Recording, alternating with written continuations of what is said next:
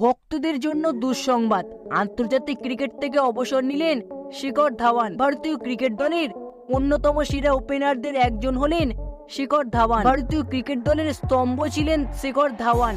ধাওয়ান ভারতের হয়ে 3 ফরম্যাটেই ক্রিকেট খেলেছেন। 2010 সালে আন্তর্জাতিক ক্রিকেটে ভারতের হয়ে তার যাত্রা শুরু হয়। তবে 2013 সাল থেকে জাতীয় দলে নিজের জায়গা পাকা করে নেন শিখর ধাওয়ান। চ্যাম্পিয়ন্স ট্রফির মাধ্যমে জাতীয় দলে ডাক পান শিখর এবং টুর্নামেন্টে জিতেছিলেন সোনার ব্যাট। দ্বিতীয়বার চ্যাম্পিয়ন্স ট্রফির মঞ্চেও তিনি জিতেছিলেন সোনার ব্যাট।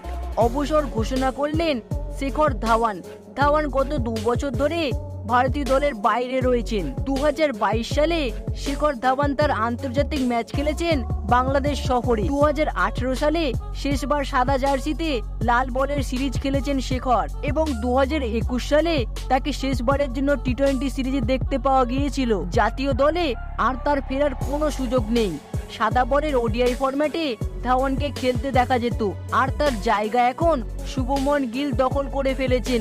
অবশেষে ক্রিকেটকে বিদায় জানালেন শিখর ধাওয়ান। আন্তর্জাতিক এবং ঘরোয়া 2 ধরনের ক্রিকেট থেকেই আলবিদা ঘোষণা করলেন শিখর ধাওয়ান। সমাজ মাধ্যম ভিডিও বার্তায় নিজের অবসর ঘোষণা করলেন শিখর ধাওয়ান।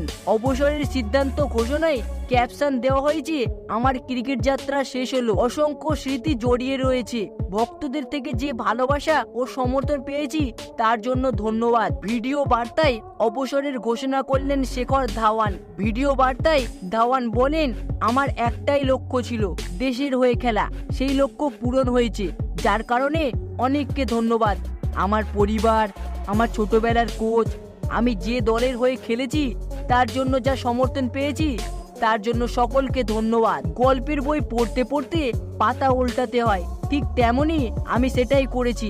আন্তর্জাতিক এবং ঘরোয়া ক্রিকেট থেকে অবসর নিচ্ছি। তো বন্ধুরা, শিখর ধাওয়ানের আন্তর্জাতিক এবং ঘরোয়া ক্রিকেট থেকে অবসর নেওয়ার বিষয়টিকে নিয়ে আপনার কি মনে হয়? অবশ্যই নিজের মূল্যবান মতামতটি কমেন্ট বক্সে লিখে জানাবেন। তো বন্ধুরা, ভিডিওটি দেখে একটু ভালো লেগে থাকলে অবশ্যই একটি লাইক করে দেবেন এবং চ্যানেলে নতুন হলে অবশ্যই চ্যানেলটি সাবস্ক্রাইব করে দেবেন। ধন্যবাদ।